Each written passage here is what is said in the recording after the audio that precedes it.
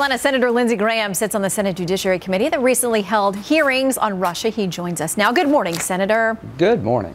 Okay, so among other things, Senator Schumer also said that there was little reason to believe that the reasons outlined in the letter for the firing of former Director Comey were legit. So should there be hearings into the firing itself?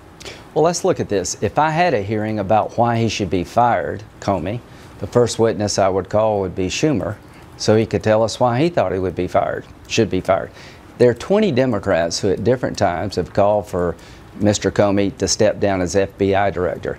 This is what gives hypocrisy a bad name. In terms of the timing, the Deputy Attorney General, Rod Rosenstein, sent a letter to the President believing that the department was in disarray and needed a new leader, a new FBI director.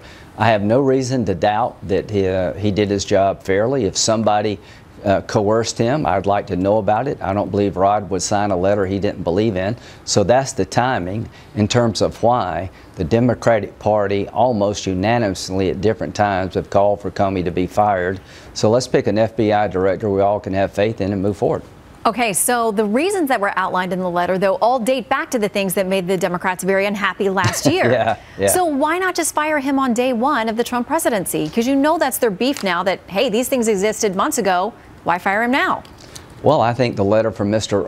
Rosenstein gave it reason to fire him. You know, maybe we should have fired him when Chuck Schumer said, hey, let's fire Comey. Maybe looking back, we should have let Chuck fire Comey, not the president. But you don't want the Democratic leader becoming, you know, in charge of the FBI. So the Democratic leader called for his firing. Maybe that's when we should have done it. But I think it's better to have a letter from the Deputy Attorney General who gives us a reason as to why we need a new leader rather than a politician calling for him being fired. So you had two choices. Listen to Chuck Schumer, the politician, hey, you need to fire Comey, or the Deputy Attorney General, who's a professional prosecutor, and follow his counsel and advice. I think the president chose wisely.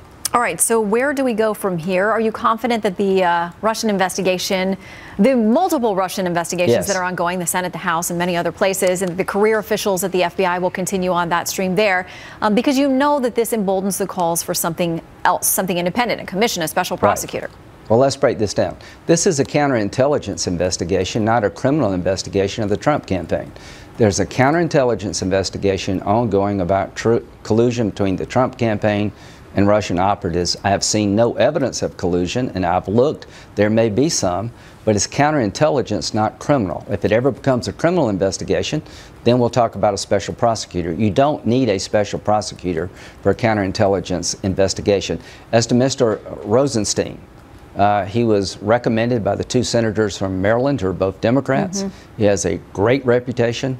Apparently, he assessed after a couple of weeks on the job that the current director had so much controversy around him that he could not adequately lead the FBI. Now it's incumbent upon the president to pick a new FBI director that we can rally around. Well, how do you feel about your friend, former Senator Kelly Ayotte's name being floated among those possibilities? Excellent choice. There are a lot of good people. Kelly would be excellent. You know, Trump's picked a great cabinet. National security team's the best I've seen since I've been up here. It's now incumbent upon the president. But as to the timing, you have to believe that Rod Rosenstein wrote a letter that he believed in. To suggest otherwise, show me proof. As to why he was fired, ask Chuck Schumer as to why he wanted him fired, and maybe you can figure this out. Well, he was confirmed 94-6 just weeks ago, and has praise from both sides of the aisle. So we will see. Senator, always good to see you.